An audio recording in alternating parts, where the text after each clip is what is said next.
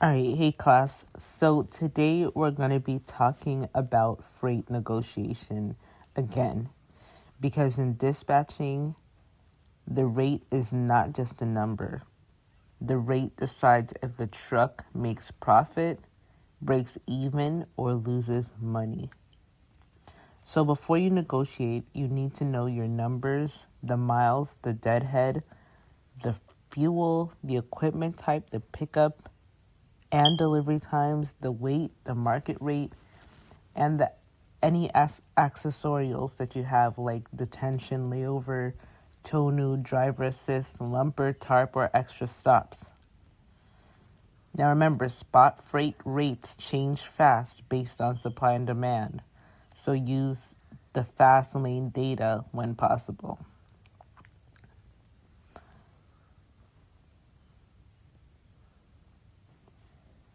So now, dry van freight. Dry van is usually the most common freight. So when you're working with brokers, they may try to keep the rate low. So when you're talking to a broker, you can be like, hey, I'm calling about the load from Atlanta to Dallas, Texas. Can you confirm the pickup time, the delivery weight? The pickup time, the delivery time, the weight, the commodity, and if the load is live load or drop. And then when they give the rate, for example, if they're offering $1,800, you can say, I understand you're offering $1,800, but based on the miles, the fuel, and current lane, I would need to be closer to $2,200 to make this work for my truck today. If they say no, I understand what's the best you can do. I have a truck available now, but I need the rate to make sense.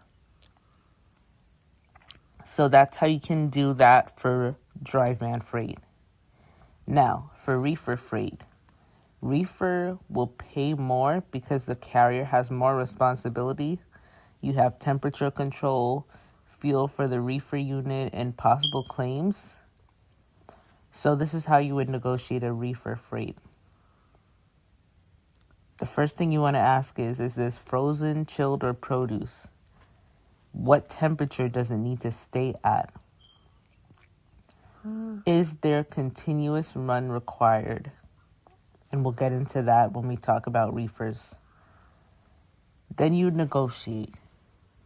Because this is temperature controlled freight and requires reefer fuel and monitoring, I would need X amount to cover this load properly. It's going to be the same for flatbed. Flatbed requires more work. They need to tarp the load, strap the load. Sometimes it may require chains. It's going to require loading time and sometimes oversized rules. So you always want to ask, is this load tarped? What are the dimensions? How many pieces? Will the shipper load and will the receiver unload? If tarping is required, say with tarping, I need an additional tarp fee. I can do X amount for the load all in. It's the same with hot truck freight and box truck freight as well. These trucks must be careful because brokers will offer low rates. So you can say, hey, my truck is available, but I need to make sure that the rate just covers fuel time, driver time, and deadhead. What is your max on this load? Then you can say, well, I can move it today for X amount of money. Never sound desperate. Confidence matters. Now, when you're moving urgent freight, like freight that needs to be moved ASAP, that gives you more negotiation power. So you can say something like, I see this load needs to move today. I have a truck that can pick up within X amount of hours. Because it's time sensitive, I can cover it for X amount. If they say, oh, that's too high, you can say something like, I understand, but reliable capacity today is limited. I can guarantee communication, tracking, and on-time pickup. When someone's trying to move cheap freight, because sometimes the broker's numbers is way too low, You can be like, hey, I appreciate the offer, but at the rate that the truck would be operating to would be too close to cost. I would need X amount to accept it. If they don't move, no problem. If anything changes, feel free to call me back. My truck is still available for the right rate. Never argue. Always leave the door open. It's going to be the same for heavy loads. Heavy loads burn more fuel and may limit what the truck can legally haul next. So you want to ask them, hey, what is that exact weight? Is it floor loaded or palletized? Then you want to say, well, because this is a heavier load, I need a stronger rate to cover the extra fuel and equipment strain. For multi-stop loads, more stops means more time, more risk, and more driver work. So when you have a multi-stop load, you need to ask how many stops are there? Are all the appointments set? Is there extra stop pay included? Then you want to ask, for each additional stop, we would need X amount added to the rate. For loads with long wait times,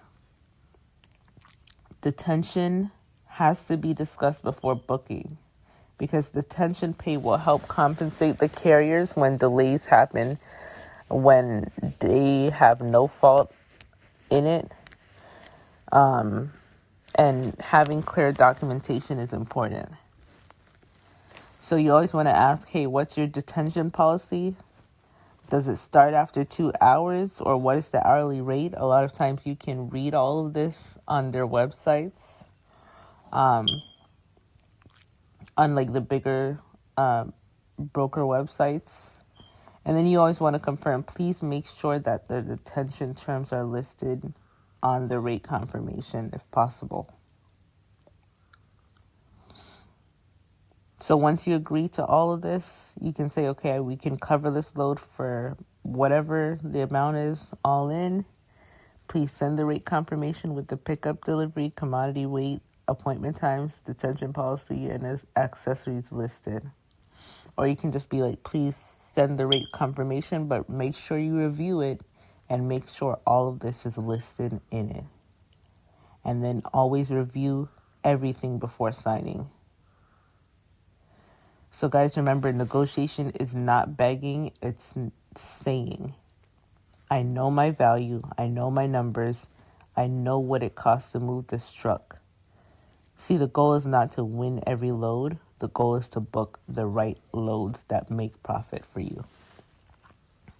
I'll see you in the next training video. Bye, guys.